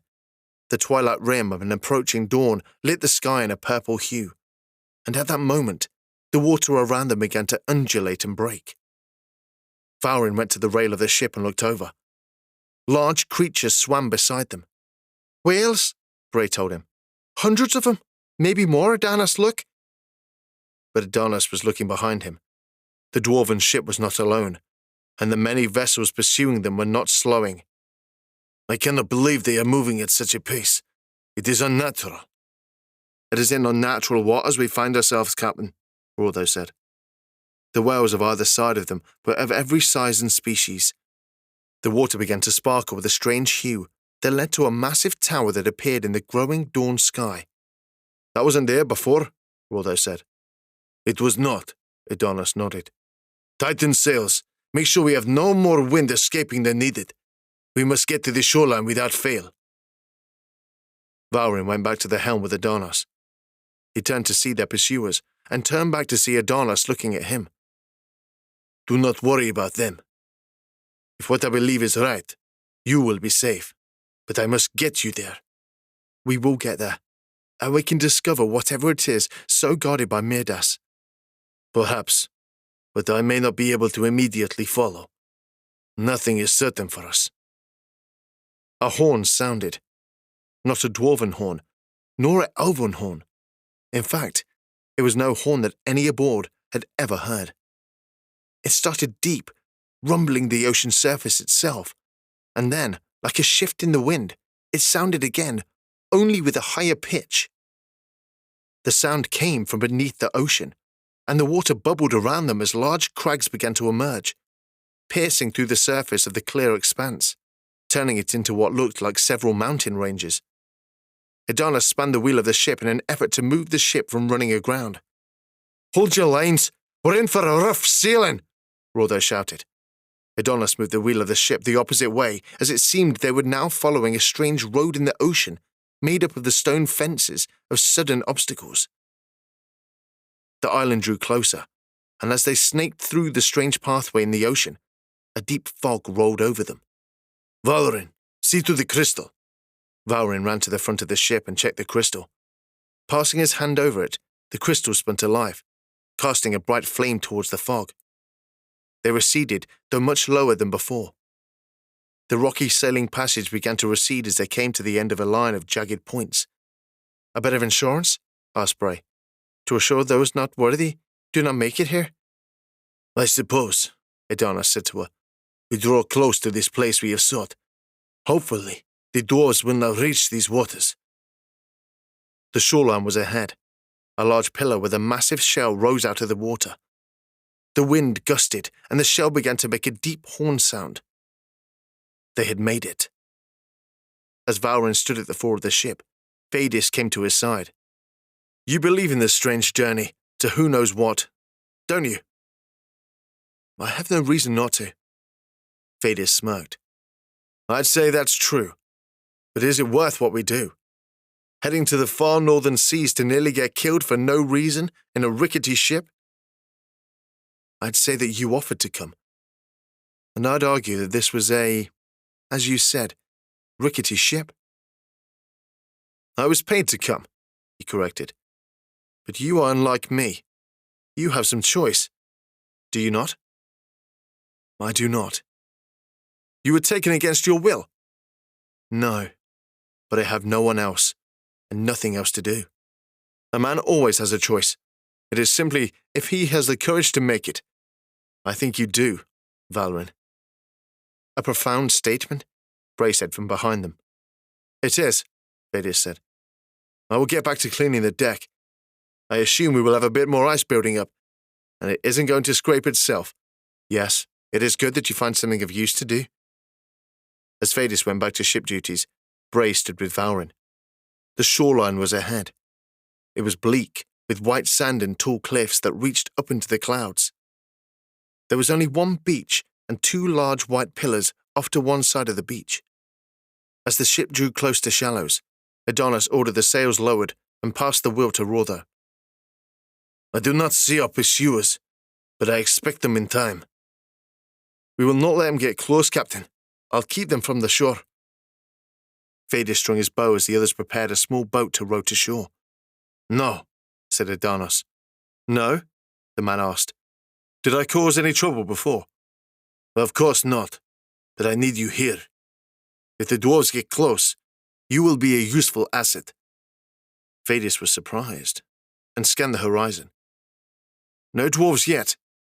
I could just return and... You will follow my orders. Row, though, as command until I return. Valrin got into the boat with Bray and several of the crew. Adonis joined them, and they were lowered into the water. With a splash sending icy spray over Valrin's already wind-blown face, he looked around at the strange surroundings. Glowing plants grew up on the side of the cliff face, and it seemed that though the presence of life was strangely strong here, he could see no other living animals. The whales from before had split off before the sudden eruption of rocks from the ocean floor. As they drew close to the shore, a rogue current pushed them further to the shoreline, and in an instant their small boat was left on the sands of the island's beach. Valrin looked up the cliffs, immediately seeing what Mirdas had told him he would. A lone door marked with a star. As he and Adonis stepped out, the others of the crew drew their weapons. I see no reason for enemies here, Adonis cautioned. But be mindful. This place is more unknown to my sense than the entirety of the ocean depths. The door itself was up a small dune of sand and flatly placed into the cliffs. Valrin approached it with Bray at his side, and the door simply cracked open. He looked down at his amulet and noticed it was bright blue now. As they entered into the dark chamber, the door shut behind them to the sudden dismay of the crew. There were only 10 others, but many of them were the new crew, picked up at Mera before. Do not fear, Adonis told them. If I am right, and all I have studied is right, we are safe here. The walls were splashed with torchlight that seemed to come to life with their presence in the long hall that reached out from them. See people? Asked Bray. He nodded to her. Perhaps, but I doubt any of them still exist. The vision at the tower before confirmed that. At least, I believe it did. We will find something else, something we have searched for, something I have searched for. They progressed down the long hall. The light of the torches was nothing like the light coming from Valrin's amulet. He lifted it up, holding it as an additional light source until they came to another door. This one had the image of a large fish upon it. He pushed it open and felt a rush of warm, salty wind. They were in another chamber, a larger room of sorts with a massive fire burning from a cylindrical pit that had no obvious fuel source. There were steps to their right, and after several paths that took them further and further down, they came to another gateway. This one was bound by golden bars. Valrin could hear the water on the other side. As he touched the bars, nothing happened. Your amulet. Try it, Adonis said. He took his amulet and did as Adonis said, placing it against the bars. They began to glow, and then slowly receded into the gateway. He stepped in with Adonis at his heel. They were met by something neither of them expected. Bray immediately lifted her hands to summon spells, and the crew with them cowered. Part 4. Valrin of the Sea. Valrin gasped as Adonis fell to his knees. Before them was that which could only be described as a massive fish. Its head sat on the surface of the water, and on its head was a large crown of gold. Appearing suddenly, as if a veil was lifted, was elaborate stonework decorating the entire cave, reaching up above them and around the entire room. Mirdas of the many oceans, we are not worthy. The god of the sea was before them. The god many had spoken of in Valrin's life, normally in curse or prayer, but never as an actual sight to actually see in breathing form, just as the whales from before. My eternal home quakes, Mirdas said. Come, Valrin and Edanos, Stormborn, come to my depths. The godfish sank into the water as two figures emerged from the surface. They were like the sirens from before, but much more beautiful. The females were nude, except for long hair hanging down from their heads just covering them. As Valrin stepped forward, one of them handed him a large shell. "Keep this upon your chest," she told him. "It will allow you to enter our Grace's presence." Valrin placed the shell on his chest, and suddenly it was difficult for him to breathe. He removed the shell. "I can't breathe." Edanos did as Valrin had, and then jumped into the water. "Your friend does not bear the amulet, but he has the idea that you must embrace. With the shell, you are not of the land but of the sea. Join the depths. You will find the water warm within this place." Valrin placed the shell on his chest again and jumped in. At once he felt himself floating downward, further down than ever possible without the shell.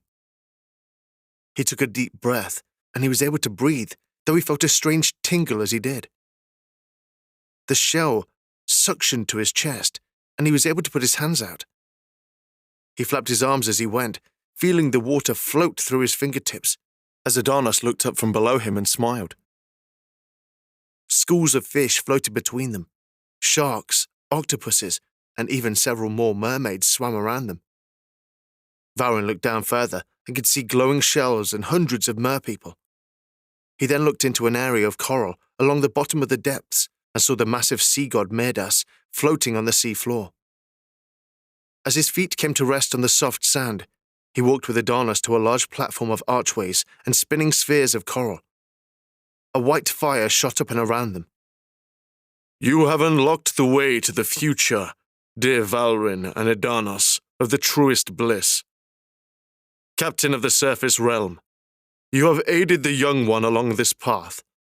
You have the thanks of all for your efforts. You sacrificed much to complete this task. For the glory of the sea and your reign, Mirdas. My reign means little to those upon the oceans now, but I thank you. You are both of what you saw within the old tower of the sea peoples. How foolish they were to use my graceful and terrible ocean for their own destructive needs. Much like others who seek to plunder my home for their own advantage. It is souls like them who will derail that which has been set out in the world of the gods. I have found hope in you, who come for that which was promised and foretold. You will have something that none else have. A tool, a treasure to some, but of something that requires the very life of one of you. We must die? Valrin asked. He didn't mean to sound so shocked or to speak so suddenly, but instead of some form of retribution or cruel words, the fish seemed to laugh, if it could be called laughter. No, my young one, but it will require something of a promise, a binding to your life.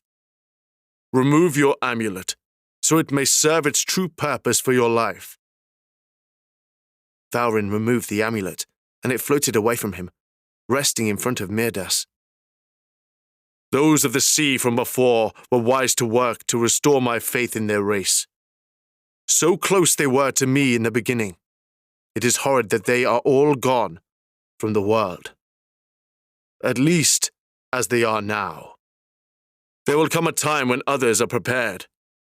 But not yet. The amulet floated down and into the sand. There was a shock that Valrin felt in his feet, and then the sand began to rumble. The surface of the underwater expanse began to shift, and in a large plume of bubbling sand, something emerged and rose to the surface. Midas spoke. In time, there will be much need of a captain of the seas. You are young, but you have the soul that is strong enough to do what you must in the coming years. Edanos of the truest bliss, long have you sought my seas for the chance to do what another will do instead. But I will bless you in time. You must protect this young one and his gift. You are not done in your life's quest. All will be known in time. Valrin felt himself rising up, coming to the surface of the water. Hands came under him and Edanos. Mermaids propelled them up and out of the water. The shells that had helped them breathe fell off, and Valrin's eyes became huge as he looked down at the glowing golden object that the mermaids dropped him toward. He was nearly to whatever it was, and the mermaids released him. He floated down gracefully, standing on the strange glowing structure. As he stood there, the glowing subsided, and he noticed he was on a ship. Edanos looked around and dropped to the deck of it. So long have I waited the chance to be on the deck of such a vessel as this. This is one of the realm ships of the sea peoples. I had only read about them, but they have powers beyond any simple ship. Valrin was not sure what to think. The vessel seemed like it had not sailed at all. The deck was of the purest wood and had not a single scratch.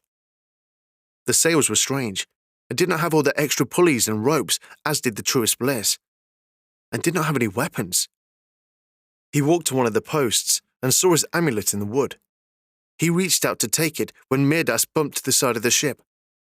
Valrin of Trava, you have made the journey of the Stormborn. You stand now on the vessel of your ancestors, a jewel of the sea, enchanted with the power of old to uphold the sanctity of my oceans. You are of the sea. You are the sword of the sea. Your connection is like no other for you. If you choose to become the captain of the vessel, you will be connected to the ship. You will not need sleep as you do in your human form. You will be a stalwart beacon tied to my realm, in living and in death. If you accept such a task, know only that you may never recant your vow. As Stormborn, you will accept your title and your fate, in that time where you must give your life for those who will go forward. There was a sudden deep silence, like any Valrin had ever heard. He closed his eyes. He had spent so many days simply living on the island back home. He always listened to the stories of the sea, the captains, the bards, the drunken men spouting off about what they had seen. Aunt Tua was always there, protecting him, and in a final act of protection, she'd given her life. He looked to Edanos, and he saw tears running down his face. Vals, do not fret over me. Just to be within the presence of our mutual God is overwhelming for me. I wished, oh, how I wished to be in your boots and to take this on. But no, I will be with you on your journey. I will protect you if you take this oath. You can do it, Vals. Valrin took hold of the amulet. He wanted to simply pull it from its resting place in the ship. His heartbeat was in sync with the amulet. He was giving a part of himself for a calling that only a few days ago he knew nothing of. He closed his eyes and could feel the water against the bow of the boat. Further out, he could feel the oceans of the glacial seas and the ice moving in the great depths. He heard the songs of the whales as they spoke to one another, and the scratching of the large octopuses moving along the deepest ravines beyond the reach of light. He pushed the amulet into the wood of the ship and removed his hand. I, Valrin of Trava, Stormborn, accept this ship and the charge of Midas to protect his seas and to command this ship of old. There was a flash of light, and the surroundings so glorious and dazzling faded away. Trust in me, Valrin, Midas said. The ship moved along the shoreline. It rested against the stone docks as Bray and the others ran down toward them. The splendor they had seen before them had vanished to the cave, and only the golden gate shone. The ship? Edanos? The ship you always spoke of? The one you talked of from the old stories? Adonis wiped his eyes. They have walked a righteous path in honor of the sea, and I know this path is what we should follow. From the opposite side of the large cave system came the sounds of scratching stone. The rocky cave wall slid down, letting in a blistering wind from the outside seas. The torches around them went dark, and they once again were exposed to the frigid cold of the glacial seas.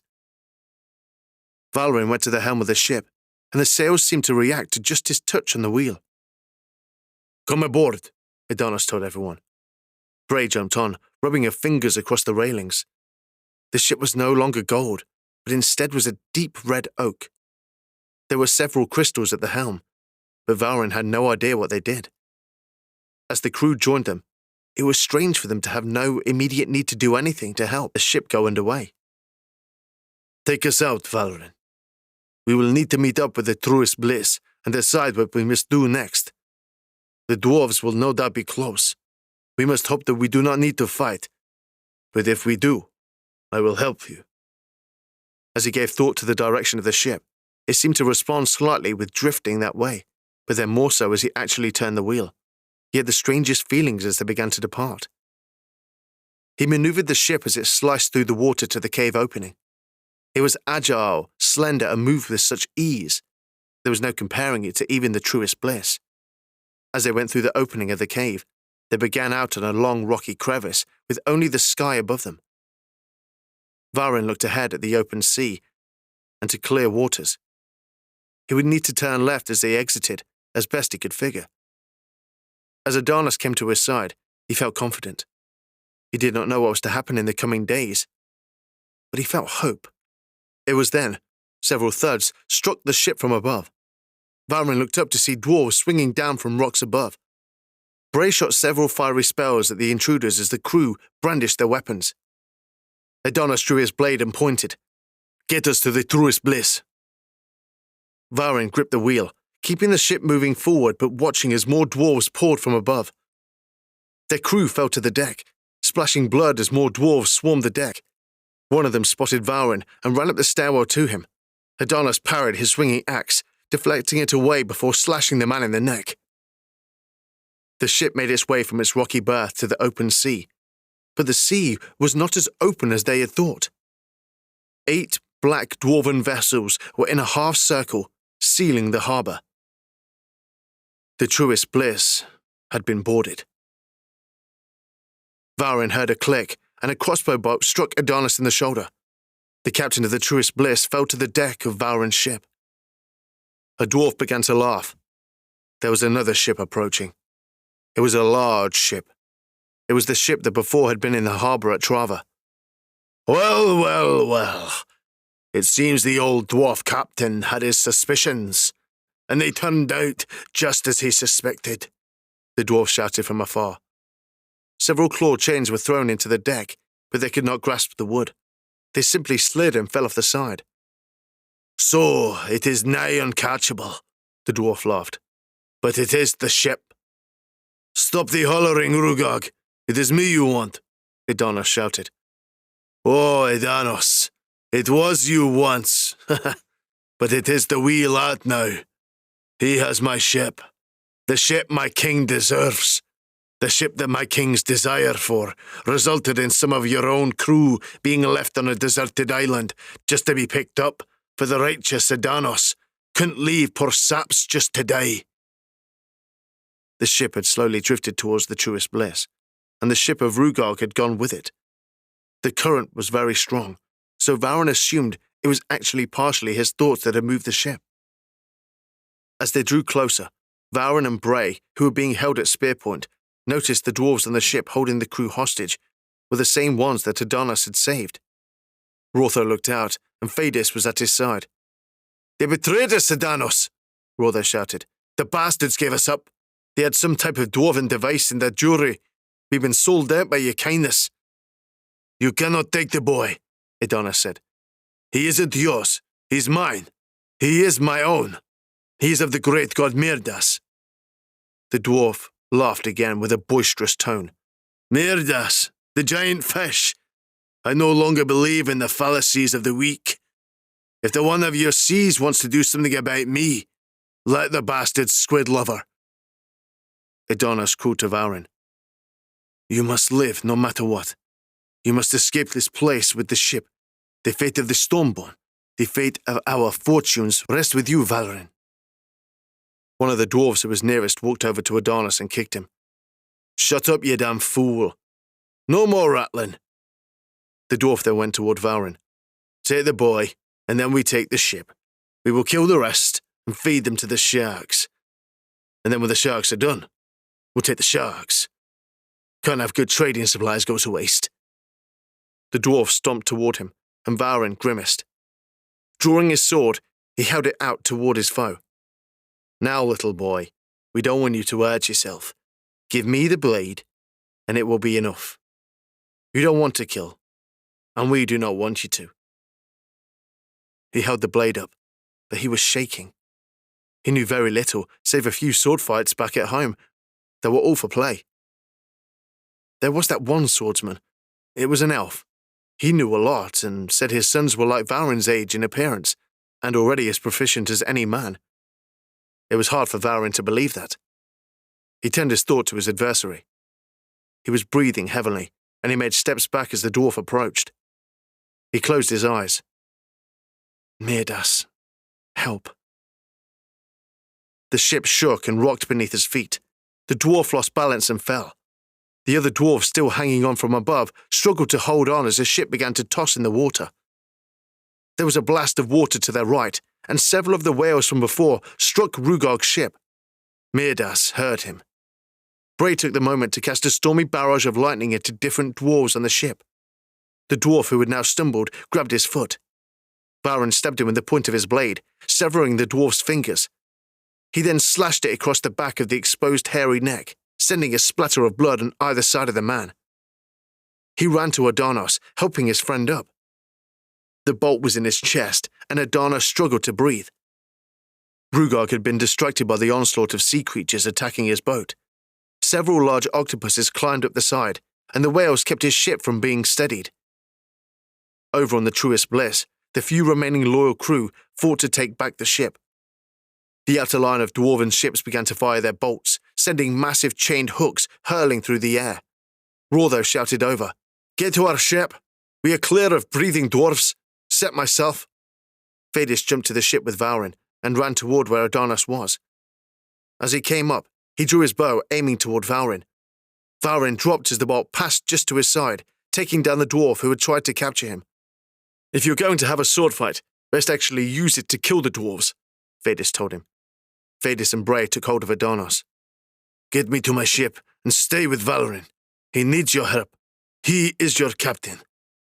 Bray shook her head. "Get Adonis to the Truest Bliss. We will need both ships to break through the dwarven fleet. You're not dying, Adonis. We will all get out of this." Valrin followed behind them as they went to the front of the vessel. Rotho was waiting, and though the ship bounced precariously close to one another, they did not strike, and they were able to move Adonis to his ship. A bolt flew into the side of the Truest Bliss, sending wood splintering into the air. "Follow us," Rotho shouted. Adonis was struggling to stand aboard his ship, but was staring at Valrin. "Follow me out, Vals. I will show you the way. And I will show you how to send these ships to the bottom of the sea," Rotho shouted. The dwarf first mate of the damned vessel Truest Bliss ran to man the crossbows.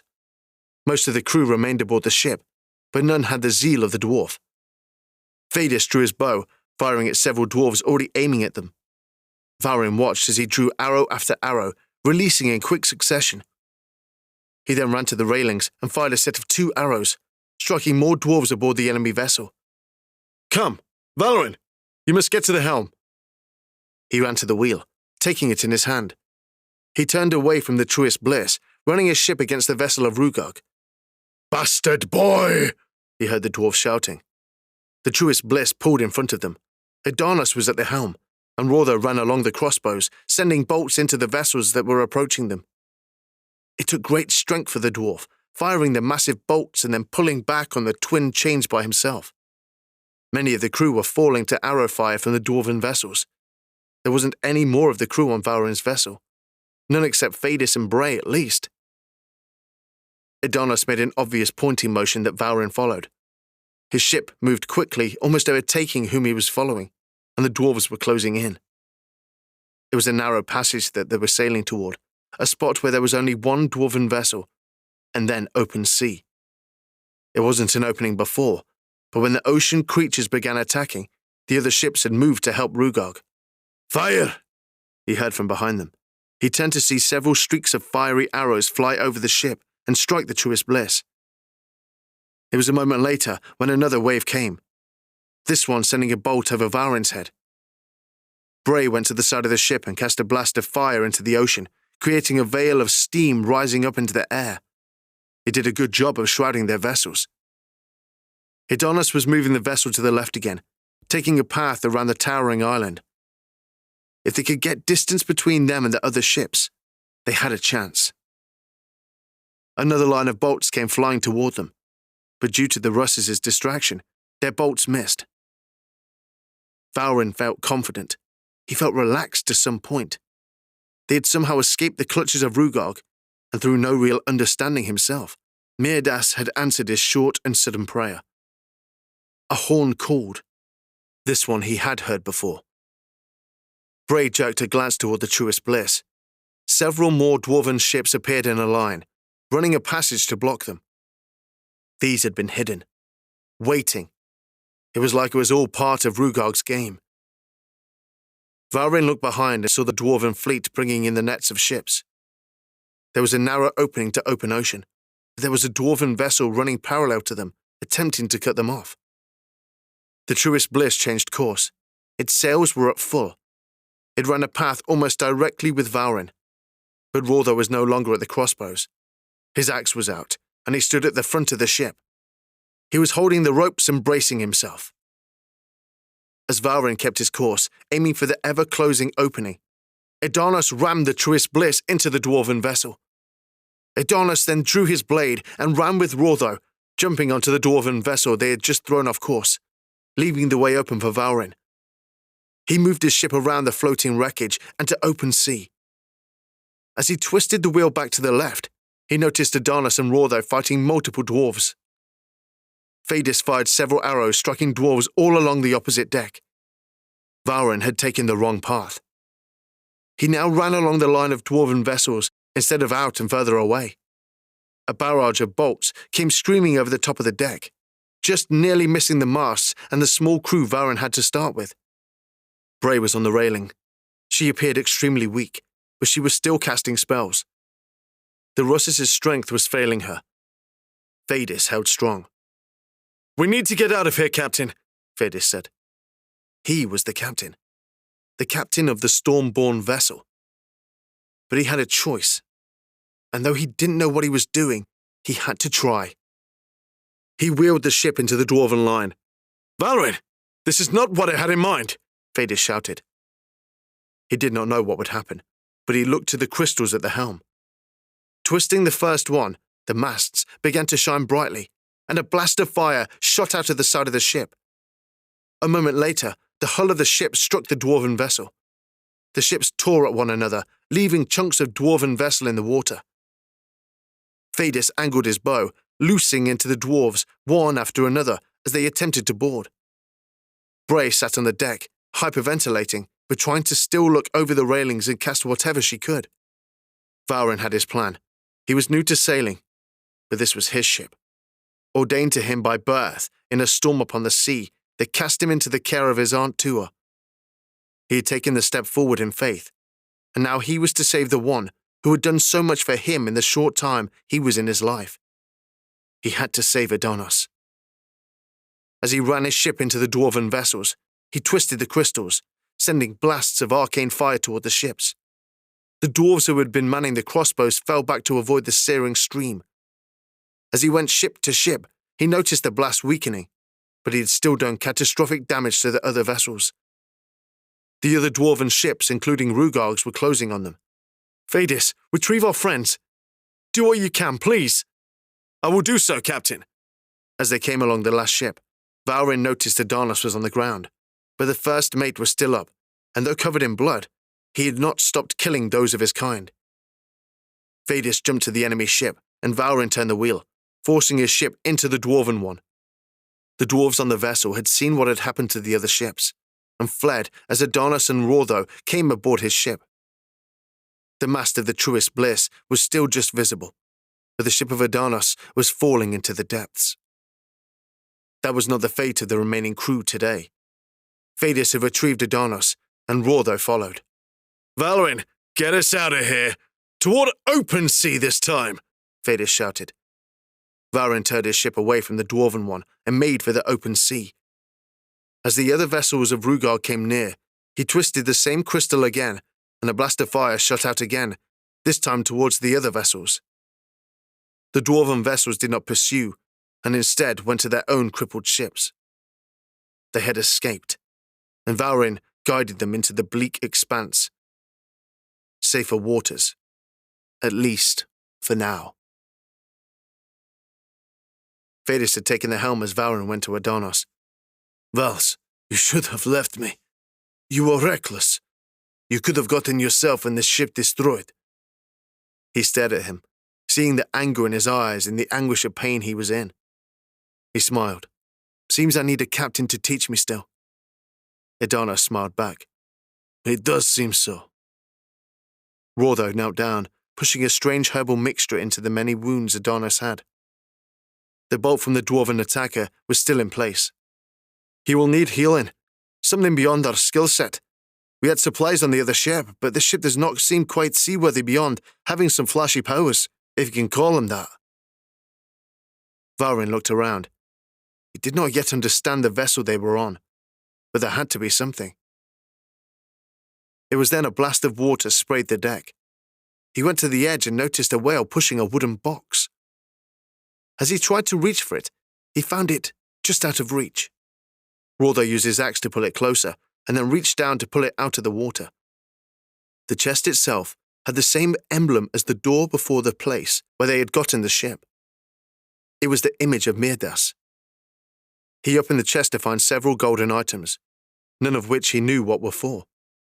There was a single parchment within, and it was addressed to Valrin directly. He opened the letter and began to read. "Valrin, Stormborn, you have escaped from near death, saved one who believed in you, and now sail upon the seas of uncertainty. You have a vessel unlike any other, and you must learn it and unlock its true powers. There is much for you to discover, but I do say for you to take these devices I have included.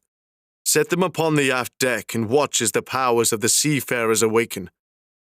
From there, you will be led in time to where you must go.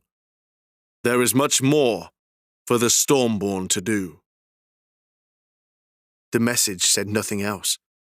He carried the box to the rear of the ship and took the golden items. Each were a different prism. They were made of gold, but were near opaque. He set each of them on the ship's deck, and they began to spin before floating together, moving into the wood itself. On the lower deck, a stone and metallic altar of sorts formed out of the very wood of the ship. A massive image of what Valrin could only describe as a floating map, made of air, appeared before them. "A map of the sea," Thetis said. "I do not recognize most of this, but to the far south is where we met up. Mera. I can tell from the outline. But whatever it is moving, like it is the actual sea itself." Valrin stared at the map, seeing a dense cloud cover moving over the image that matched the clouds above. As he stared, he saw an island. He turned the ship and it seemed the map he stared at changed as well. "We will try here," he told the others. He wasn't sure exactly where they were going, but considering they were so far north and none of them knew exactly where to go, it seemed like the best idea. He did not know how much time Adonis had, and as his friend seemed to be breathing faster and in more pain, he assumed not too long at all. In time, they came upon the island seen on the map. Though it was abandoned itself, Rotho was able to find supplies good enough to remove the barb from Adonis. He started a fire and got a small knife red hot. "This is going to hurt, but you know I must," the dwarf warned. Adonis fell unconscious and was struggling to breathe. At the last moment, and to their surprise, a fairy floated down and moved over Adonis's wounds. Rother quickly removed the barb. Adonis opened his eyes for a moment, and his breathing returned to normal. The fairy crisscrossed over his body, and it seemed that, after being healed by the power of the fairy, Adonis fell into a deep sleep. They departed the island, sailing south for a time as Valrin tried to prepare for what it meant to be a Stormborn. The dwarves of Rugog were not going to simply allow him to escape, but he had beaten them once. In his young mind, for at least now, that was enough. The moon rose, and he did not feel tired as the others were. Though Phaedus and Bray both questioned him, he gave them his reasoning, which they didn't believe, but were too tired to argue. As he glanced up at the night sky and millions of stars, the polar light shined a bright green. He closed his eyes. He was Valrin of Trava, Stormborn. His true quest had just begun. This has been Stormborn, A Tale of the Dwemhar, Stormborn Saga Book 1, written by J.T. Williams, narrated by Nick Denton, copyright 2017 by J.T. Williams, production copyright by J.T. Williams.